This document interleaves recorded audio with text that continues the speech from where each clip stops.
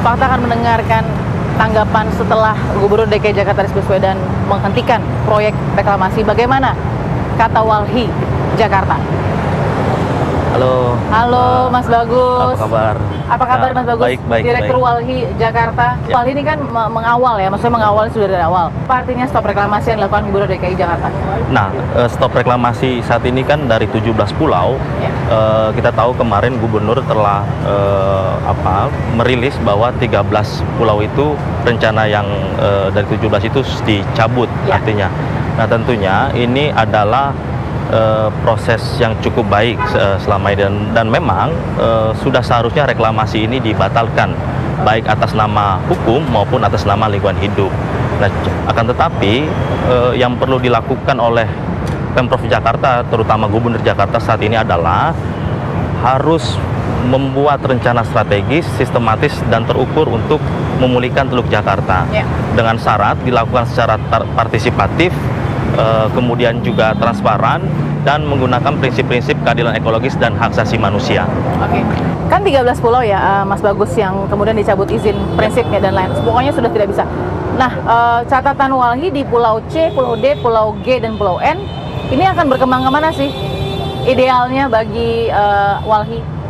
Nah, itu belum kita dapat pastikan secara bersama ya, karena memang Pemprov Jakarta kan saat ini juga kemarin sudah membentuk badan. Nah, saya kira badan ini fokus utamanya adalah pertama menghentikan proses pembangunan yang sudah berjalan di atas tanah reklamasi yang sudah ada, untuk kemudian dilakukan kajian secara lebih mendalam.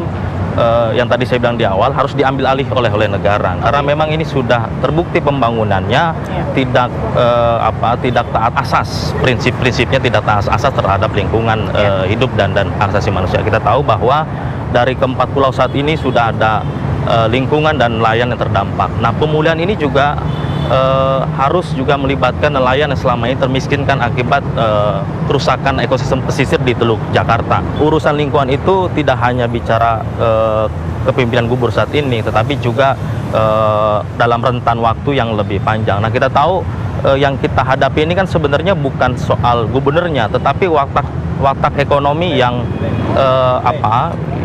watak ekonomi kuno. Sebenarnya kan pembangunan model sekarang kan pembangunan usang yang sudah lagi tidak dapat kita pakai gitu, bahwa pengerusakan lingkungan di mereka menjadi atas nama ekonomi mereka menjadi dasar mereka untuk melakukan perusakan lingkungan. Tentunya ini kan pola ekonomi kuno yang harus kita tinggalkan. Nelayan kerang dengan kondisi Teluk Jakarta yang saat ini memang sangat-sangat perlu diubah begitu ya keadaannya. Kita pernah lihat juga bagaimana data kandungan merkuri dari kerang-kerang yang ada di Teluk Jakarta cukup tinggi. Apakah ini yang mau kita cari dan benahi? Ini karena semuanya paralel. Ya, sebenarnya pencemaran di Teluk Jakarta itu bisa kita lihat dari kandungan pencemaran di Teluk Jakarta sendiri. Ya. Dan siapa dugaan paling terdekat yang menghasilkan pencemaran-pencemaran itu misalnya. Dan itulah sebenarnya langkah awal. Nah, untuk itu terkait hal pertama yang perlu kita dorong setelah Gubernur ini melakukan pencabutan 13 izin reklamasi itu adalah melakukan review izin kepada seluruh industri-industri yang dia berpotensi mencemari lingkungan hidup di Jakarta. Ini bicara nelayan berarti ya? Ya. Jadi konkretnya apa yang diharapkan Walhi adalah benahi dulu aturan main. Betul. Jelaskan semua dalam perda yang kemudian akan menyusul setelah stop reklamasi. Betul.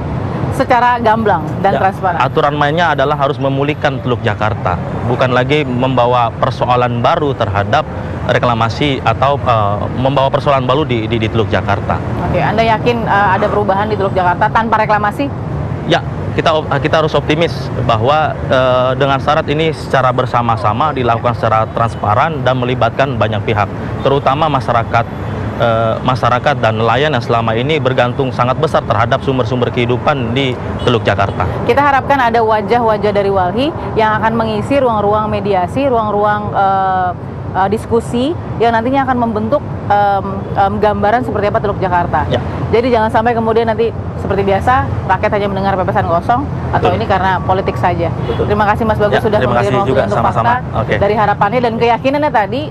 Kita lihat ya ada satu lagi pihak yang juga penting yaitu Walhi cukup yakin bahwa tanpa reklamasi Teluk Jakarta bisa berubah, bukan hanya berubah, mungkin lahir kembali ya. Ya. Kita akan temukan fakta berikutnya. Jakarta sebagai ibu kota metropolitan menyimpan sejuta mimpi bagi warganya. Mulai dari kaum buruh, kaum nelayan, hingga kaum elit berharap banyak dari Jakarta. Penutupan 13 pulau reklamasi yang digaungkan oleh Gubernur DKI Jakarta Anies Baswedan seakan sebagai penepatan janji kampanye yang dilakukan oleh gubernur dengan komitmennya. Namun perlu dicatat dampak dari penghentian reklamasi ini. Bagaimana nasib para konsumen yang sudah membeli properti di pulau reklamasi, mengeluarkan nilai hingga miliaran rupiah, bisa kemudian mendapatkan haknya atau paling tidak mendapatkan kepastian hukum.